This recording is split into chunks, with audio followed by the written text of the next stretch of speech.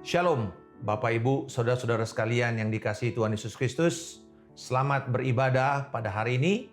Dan saya percaya bahwa firman Tuhan yang akan kita dengar pada hari ini akan menuntun kita, menolong kita berjalan di dalam kebenaran dan juga di dalam dunia yang begitu banyak ancaman. Kita tahu bahwa belakangan ini ada begitu banyak suara-suara yang berbicara tentang aliran-aliran sesat, baik yang dari Korea, baik yang dari Amerika, bahkan yang dari Indonesia dengan Christian progresif. Dan firman Tuhan begitu banyak mengajarkan kita tentang bagaimana bersikap terhadap melawan ajaran-ajaran setan atau penyesat dan juga ajaran-ajaran yang palsu. Dan hari ini firman Tuhan akan saya beri judul, awasi dirimu sendiri. Satu pedoman melawan ajaran sesat zaman ini. Dan teks kita dari 2 Yohanes pasal yang pertama ayat 7 sampai dengan 11. Mari kita akan membaca firman Tuhan ini bersama-sama. Dan saya akan mengambil dari terjemahan Indonesia Baru 2. 2 Yohanes pasal yang pertama ayat 7 sampai dengan 11. Sebab banyak penyesat telah bermunculan di dunia yang tidak mengaku bahwa Yesus Kristus telah datang sebagai manusia. Itulah si penyesat dan antikristus. Waspadalah, supaya kamu jangan kehilangan apa yang telah kamu kerjakan itu. Waspadalah, supaya kamu jangan kehilangan apa yang telah kami kerjakan itu. Tetapi supaya kamu mendapat upahmu sepenuhnya. Setiap orang yang melangkah terlalu jauh dan tidak tinggal di dalam ajaran Kristus, ia tidak memiliki Allah. Siapa yang tinggal di dalam ajaran itu, ia memiliki bapa maupun anak. Jikalau seseorang datang kepadamu dan ia tidak membawa ajaran ini, janganlah menerima dia di dalam rumahmu dan janganlah memberi salam kepadanya. Sebab siapa yang memberi salam kepadanya, ia mengambil bagian dalam perbuatannya yang jahat. Kita berdoa. Bapa di surga, kami mengucap syukur pada hari ini bahwa Engkau memberikan kepada gerejamu pertolongan dan perlindungan, fondasi serta proteksi untuk kami berjalan di dunia yang penuh dengan ancaman ini Tuhan, terutama para penyesat dan ajaran-ajaran antikristus. Kami berdoa biarlah kiranya Roh Kudus memberikan kepada kami penerangan dan keyakinan penuh memegang teguh pengajaran firman Tuhan dan ajaran Kristus sampai pada akhirnya. Dalam nama Yesus kami berdoa. Amin.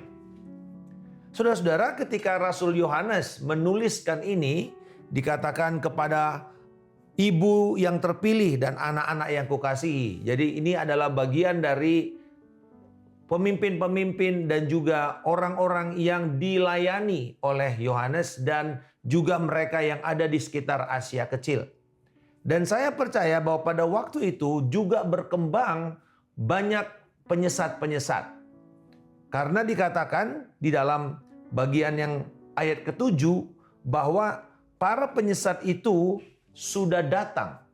Jadi apa kenyataan yang harus kita hadapi sekarang ini? Ada 2 kenyataan yang harus kita hadapi di dalam dunia modern yang gereja hadapi.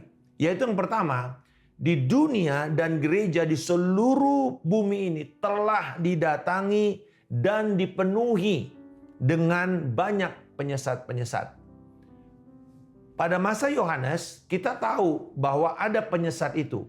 Dan dikatakan mereka bermunculan di dunia. Berarti ini ada banyak tempat-tempat yang memunculkan ajaran-ajaran palsu ini. Kalau misalnya hanya di satu tempat dan satu jenis pengajaran, gampang untuk kita bisa mendeteksinya. Tetapi yang terjadi di dalam masa Yohanes dan masa kita sekarang akan menjadi lebih sulit sebab persebaran ajaran kekristenan sudah hampir ke seluruh dunia.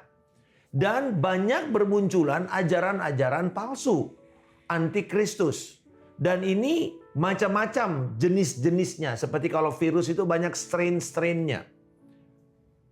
Dan yang kedua, banyak tempat, banyak kelompok. Sehingga walaupun ada kelompok-kelompok tertentu, contoh seperti Saksi Yehova atau Mormon, yang begitu cepat merebak dengan radikalismenya mereka dan juga semangat untuk membawa ajaran palsu ini, sehingga membuat orang-orang mulai menyadari bahwa ini yang paling penting. Tapi sebenarnya banyak juga strain-strain atau aliran-aliran yang palsu dan menyesatkan.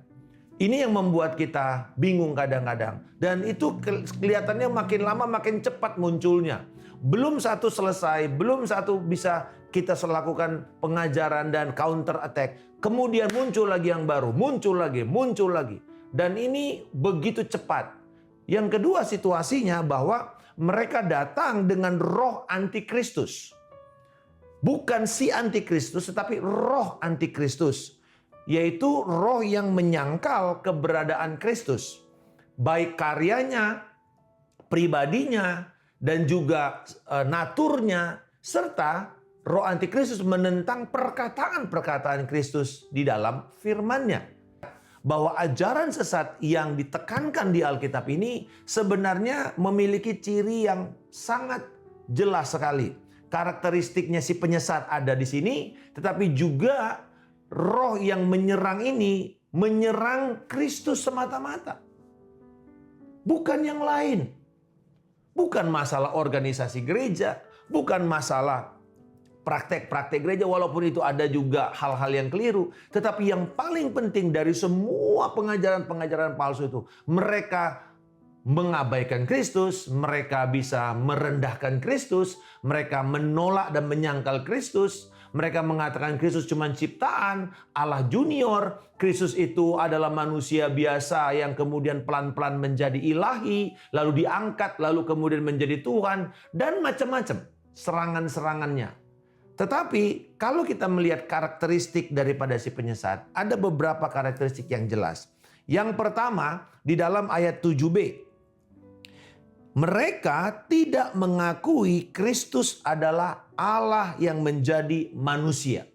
Dengan kata lain, Kristus ditentang inkarnasinya. Sementara kita tahu dalam Yohanes 1 ayat yang 14a dikatakan firman itu, logos itu yang bersama-sama dengan Allah dan adalah Allah telah menjadi daging.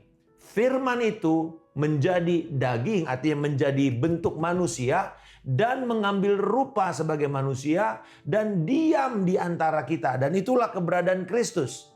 Kristus yang adalah Allah dari sorga turun ke dunia dan kemudian tinggal bersama kita dan hidup bersama kita, melayani kita, bahkan juga sampai mati di kayu salib, dikuburkan, bangkit pada hari yang ketiga, naik ke sorga dan akan datang untuk kedua kalinya.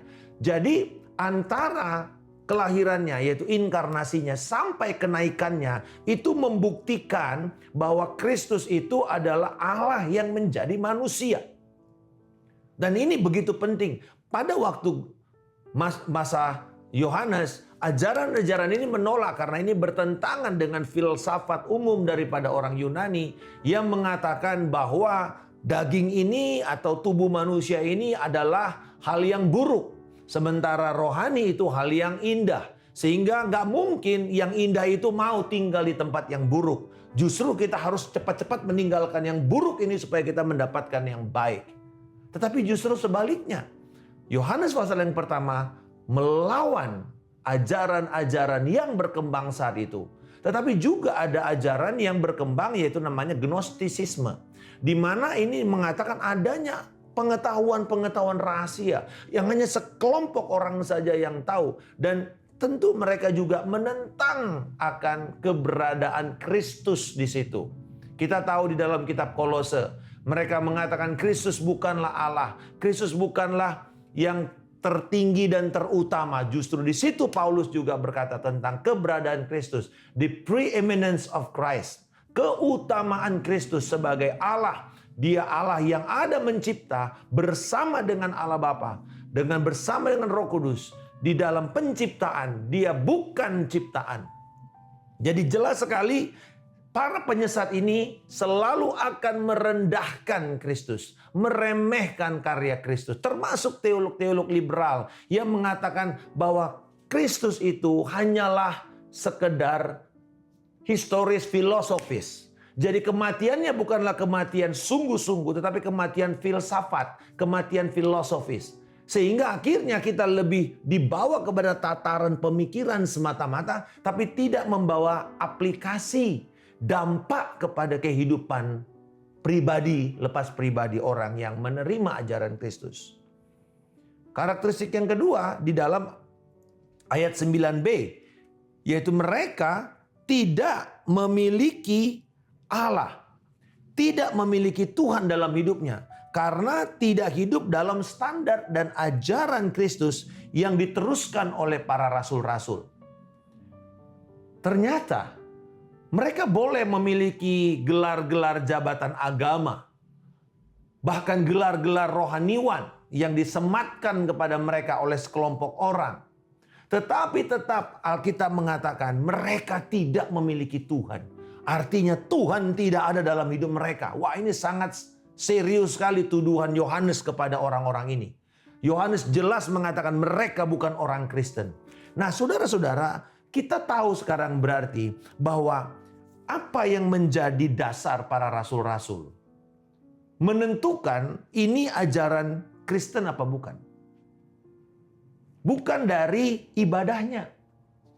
Bukan dari orang itu memiliki atribut-atribut tertentu. Misalnya salib atau apa saja. Tetapi kalau kita melihat yang pertama seperti ketika gereja mula-mula. Setelah Pentakosta, maka itulah hari lahir gereja. Gereja lahir pada hari Pentakosta. Dan kemudian ketika Roh Kudus dicurahkan, banyak orang bertobat.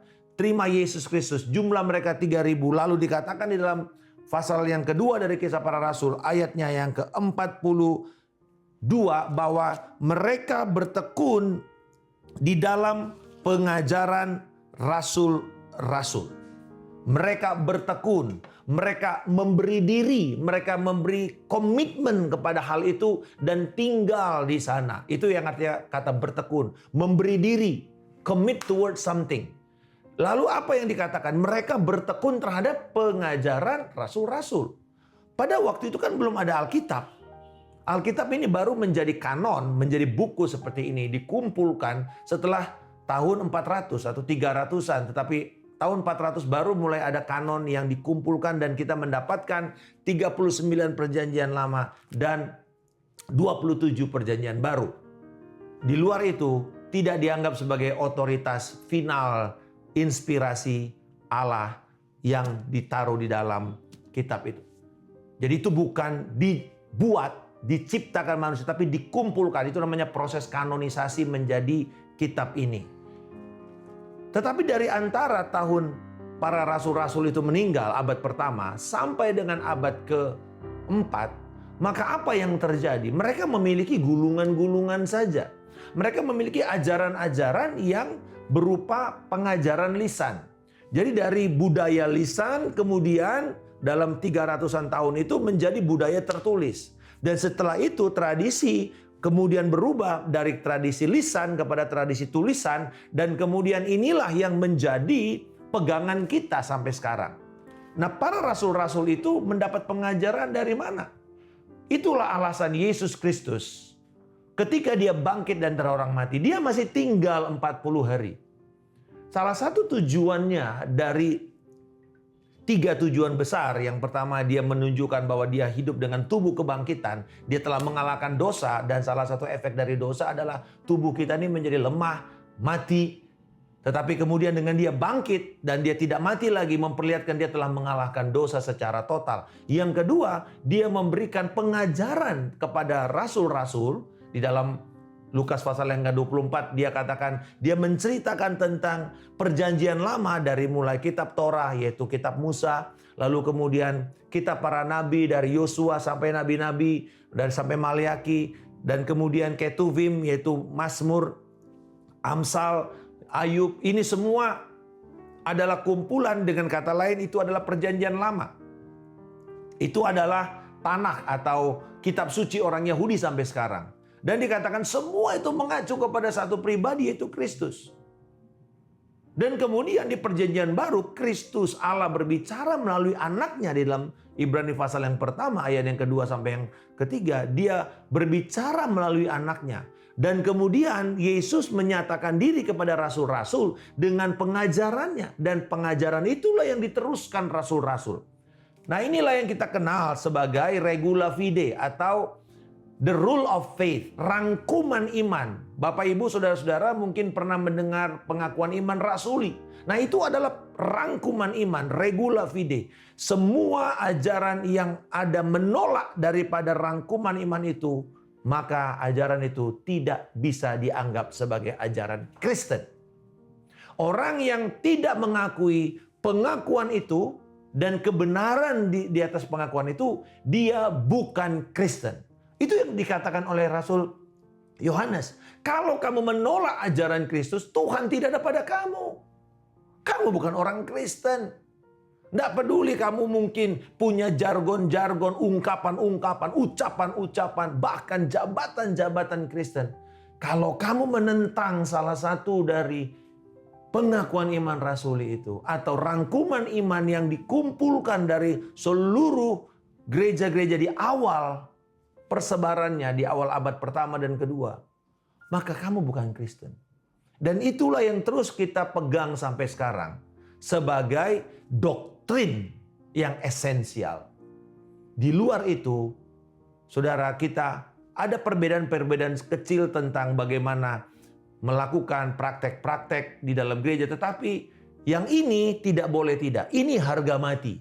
Itu sebabnya kepada saya sangat serius ketika berbicara mengenai serangan terhadap doktrin esensial.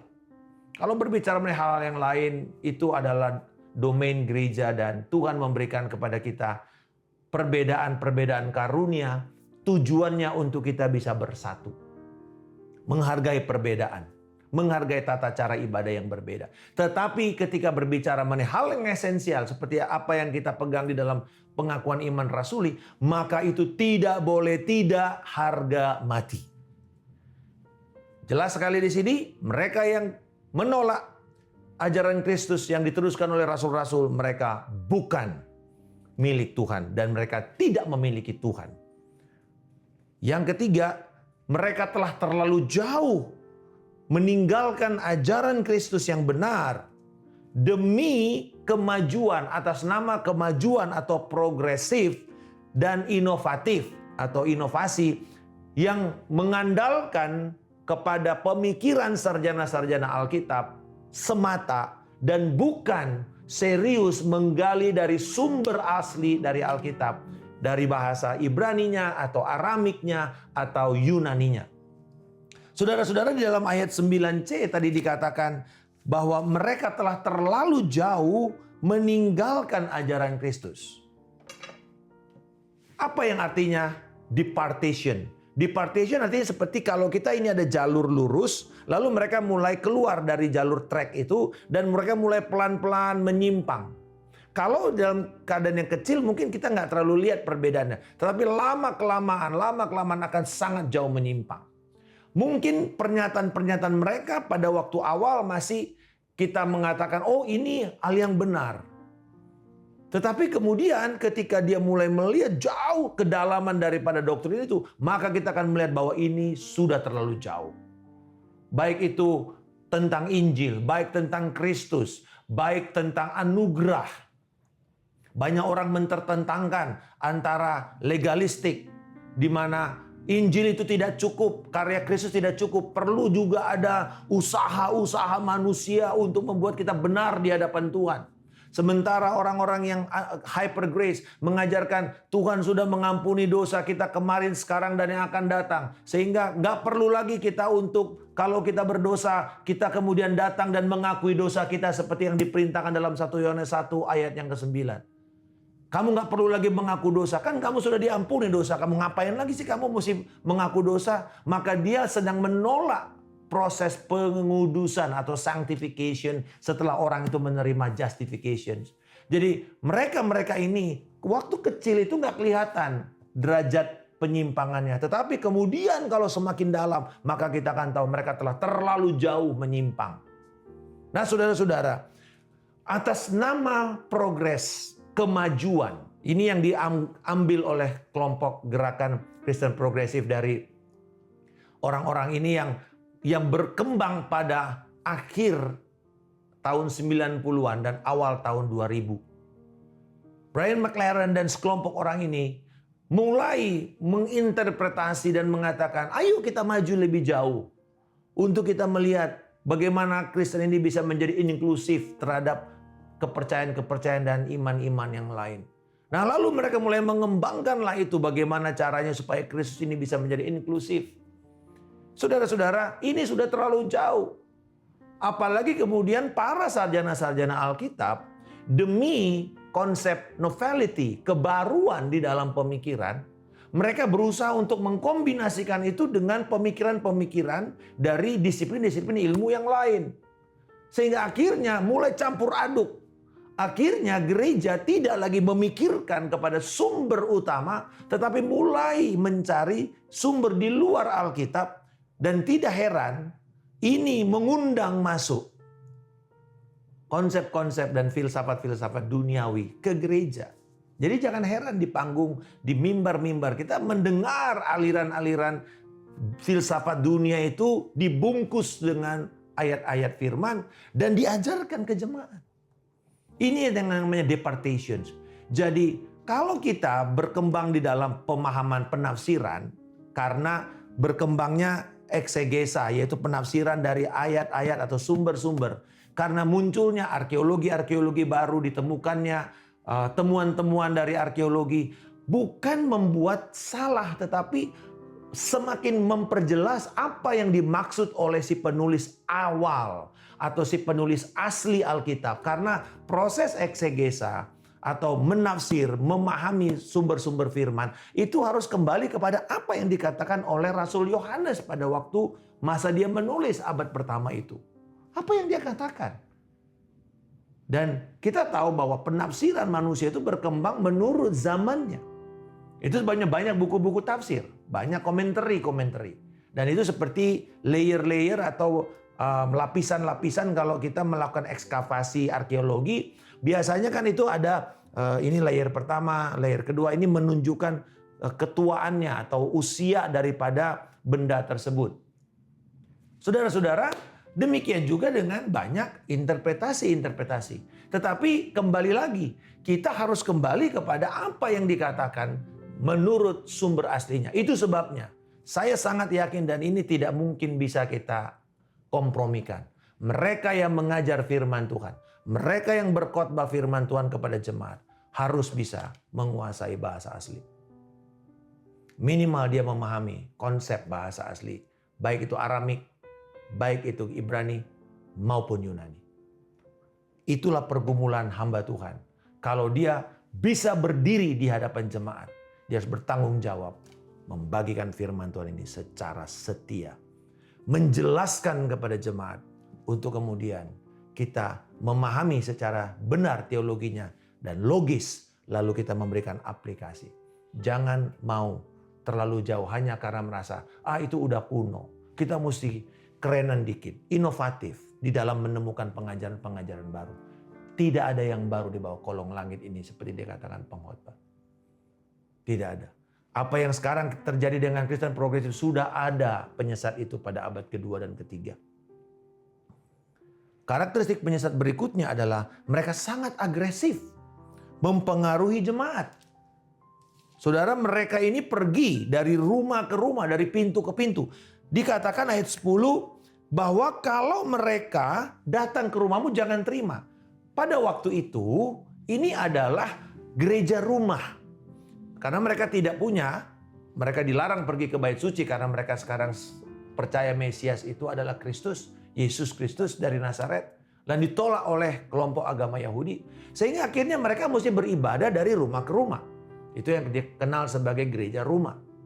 Karena tidak ada tempat untuk mereka bisa ada di publik. Nanti kan baru tahun 400 setelah Kaisar Konstantin meresmikan kekristenan sebagai agama negara, baru mereka bisa beribadah di tempat umum. Sebelumnya di mana? Kalau nggak di rumah, di katakom atau di gua-gua atau di kuburan-kuburan. Makanya di berbagai gua-gua kuburan yang ada di Eropa ditemukan simbol-simbol Kristen seperti iktus, itu ikan itu, atau mungkin salib, atau mungkin nama Kristus. Itu dia. Tetapi kemudian dinaik ke permukaan, ke publik, dan diterima secara umum. Orang-orang juga kemudian mengaku dirinya sebagai Kristen. Walaupun belum tentu mereka sungguh-sungguh. Nah saudara-saudara, sebelum itu mereka begitu gencar sekali mempengaruhi. Dan hal yang sama dengan kita sekarang. Bagaimana mereka mempengaruhi? Lewat platform-platform sosial media. Lewat orang-orang yang populer. Lewat para aktor-aktor, konten-konten kreator yang mau dengan cepat viral lalu mulai memberikan statement-statement yang provokatif untuk membuat orang mau masuk dan mendengar akan kanal-kanal mereka. Hal yang sama, kita tahu dulu mungkin Saksi Yehova, Mormon, dari pintu ke pintu mereka akan terus mengejar, mencari, mempengaruhi, memberikan materi-materi, kasih buku, kasih cerita, berdebat, dan seterusnya.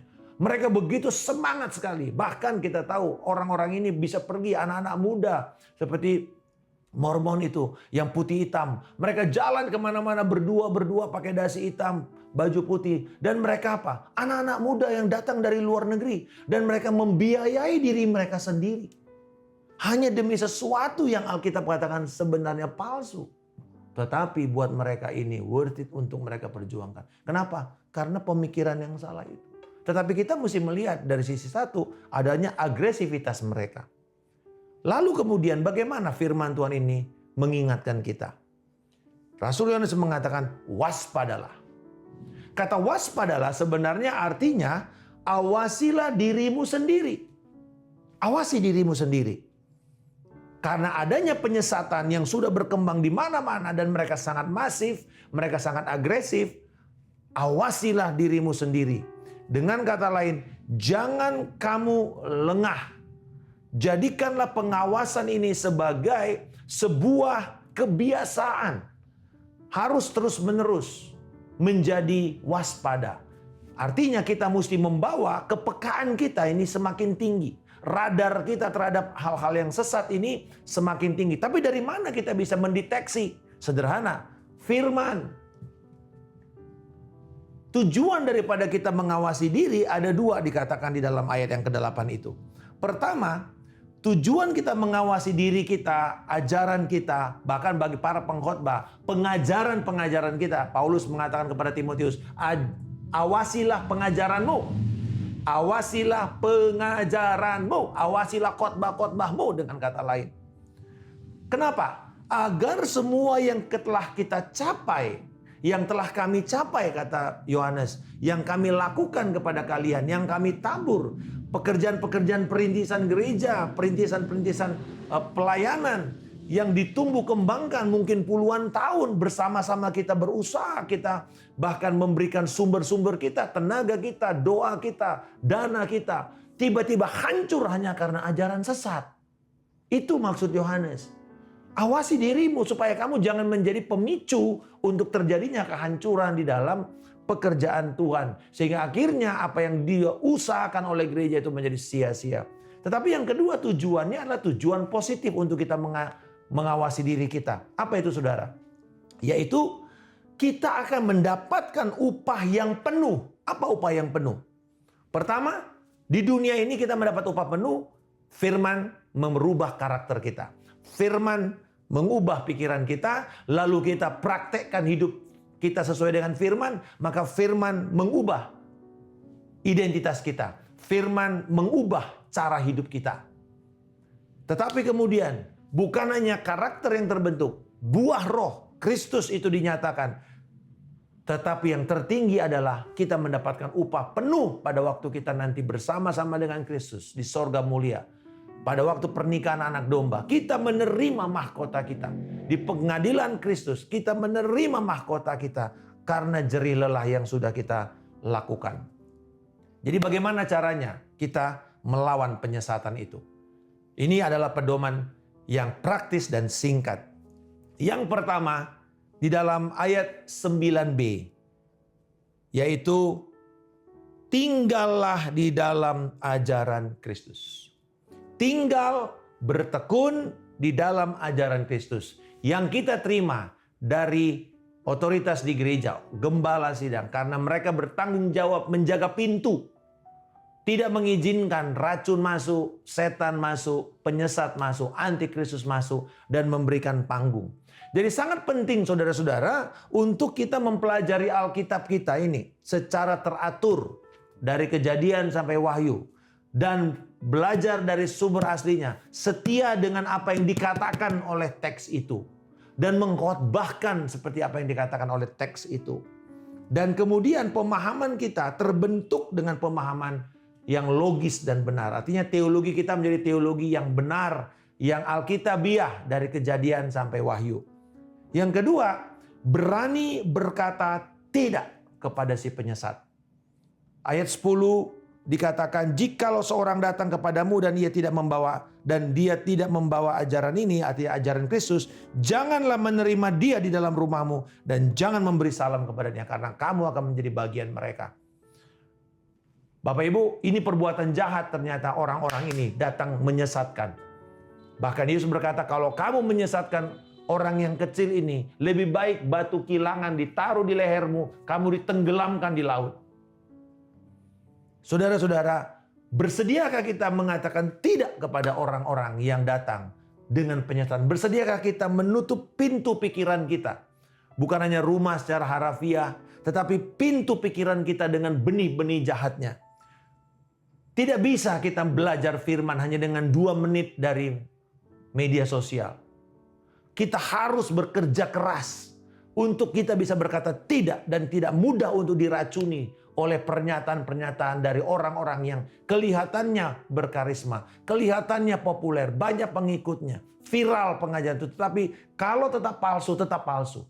Walaupun seluruh muka bumi ini mengatakan Kristus bukan Tuhan, tapi Alkitab berkata bahwa Dia adalah Tuhan, maka yang benar tetap adalah Yesus adalah Tuhan. Itu saudara-saudara. Jadi jangan berikan mereka kesempatan untuk berbicara di kul saudara, di gereja, atau di dalam kelompok pemuritan. Karena ini sesuatu yang akan gampang menghancurkan komitmen dan kepercayaan. Dan yang ketiga, jadi setia dalam pengajaran, berani berkata tidak. Dan yang terakhir, melibatkan Roh Kudus di dalam segala aktivitas hidup saudara. Dalam Yohanes pasal yang ke-14, Yesus berkata, aku akan mengutus Roh Kudus yang menolong kamu, mengingatkan kamu, yang menyadarkan kamu, yang membuat kamu sadar dan menerangi pikiran kamu akan firman Allah. Dia mengajarkan kamu. Rasul Paulus menegaskan yang sama bahwa Roh Kudus ini seperti materai, seperti down payment, seperti force code kepada kita. Di mana kita menerima materai Roh Kudus, lalu kemudian Roh Kudus akan memberikan kepada kita penyingkapan. Roh hikmat, roh wahyu itu artinya penyingkapan. Bukan berarti kita dapat wahyu baru, karena saya percaya wahyu itu sudah dinyatakan semua dalam firman. Tetapi mendapat pencerahan, iluminasi. Mencerahkan, oh sekarang saya ngerti. Ketika Pak Markus khotbah, baru saya ngerti firman itu maksudnya apa. Nah itu berarti dicerahkan. Tetapi kan maksud firmannya tetap sama. Martin Luther mengatakan Alkitab itu, firman itu hanya memiliki makna satu. Tetapi memiliki jutaan aplikasi menurut zamannya. Kepada banyak orang yang berbeda. Tetapi makna Alkitab tetap satu. Makanya kita perlu pertama melakukan dulu kerja keras kita.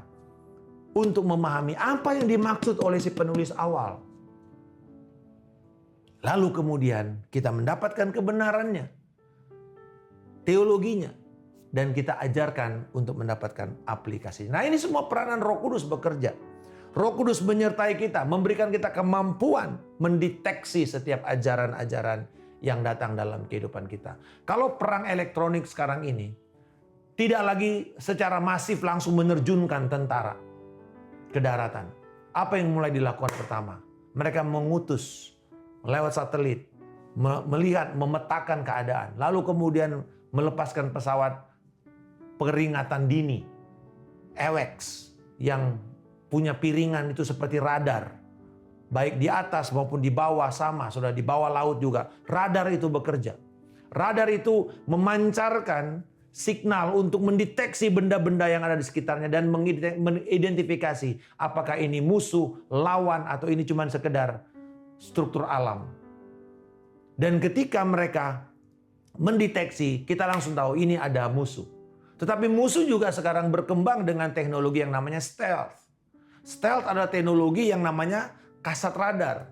Dia tidak bisa dideteksi oleh radar. Dulu sebelumnya orang harus melakukan itu kalau misalnya radar ini punya jangkauan untuk dia mendeteksi, maka pesawat-pesawat itu harus terbang di bawah radar. Dan ini sangat berbahaya karena berarti sangat dekat dengan kontur bumi dan ini bisa ditabrak.